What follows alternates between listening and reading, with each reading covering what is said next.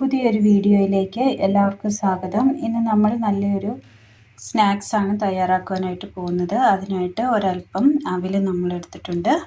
ചക്ക വരട്ടിയെടുത്തത് ഒരു ബൗൾ എടുത്തതിന് ശേഷം ബൗളിലേക്ക് നമുക്കൊരല്പം മൈദ ഇട്ട് കൊടുക്കാം. ഒരല്പം മൈദ മതി. ഉപ്പ് ആവശ്യത്തിന്. ഇതിലേക്ക് ഒരല്പം മഞ്ഞൾപ്പൊടി കൂടി ഇട്ട് കൊടുക്കാം, ഒരു കളറിന് വേണ്ടിയാണ്. ഇതിലേക്ക് ഒരല്പം വെള്ളം കൂടി ഒഴിച്ചു കൊടുക്കാം.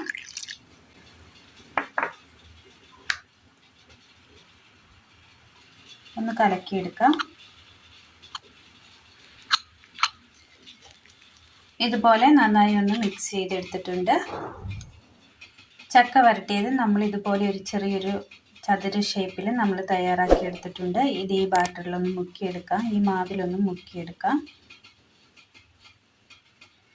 മാവിൽ മുക്കിയെടുത്തതിന് ശേഷം നമുക്ക് ഈ അവിലിൻ്റെ ഇതിനകത്തേക്ക് വെച്ച് കൊടുക്കാം.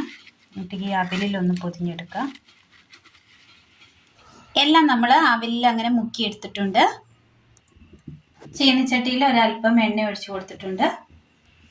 എണ്ണയിലേക്ക് ഇതുപോലെ ഓരോന്നായിട്ട് ഇട്ട് കൊടുക്കാം.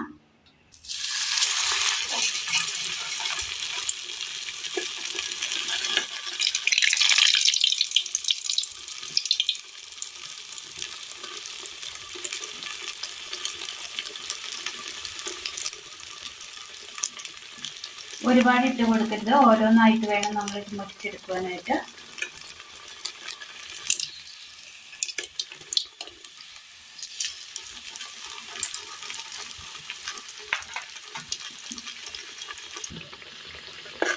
ഒന്ന് ഫ്രൈ ആയി കിട്ടിയിട്ടുണ്ട്. ഇത് കോരി മാറ്റാം.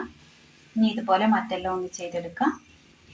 ഓരോന്നോരോന്നായി നമ്മളെല്ലാം വറുത്തെടുത്തിട്ടുണ്ട്.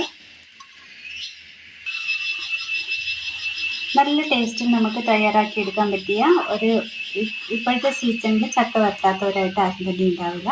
ഒരല്പം ചക്ക വരട്ടിയതും ഒരല്പം അവിലും ഉണ്ടെങ്കിൽ നമുക്ക് സിമ്പിളായിട്ട് പെട്ടെന്ന് തയ്യാറാക്കി എടുക്കാൻ പറ്റിയ നല്ലൊരു ക്രിസ്പിയായ സ്നാക്സാണിത്.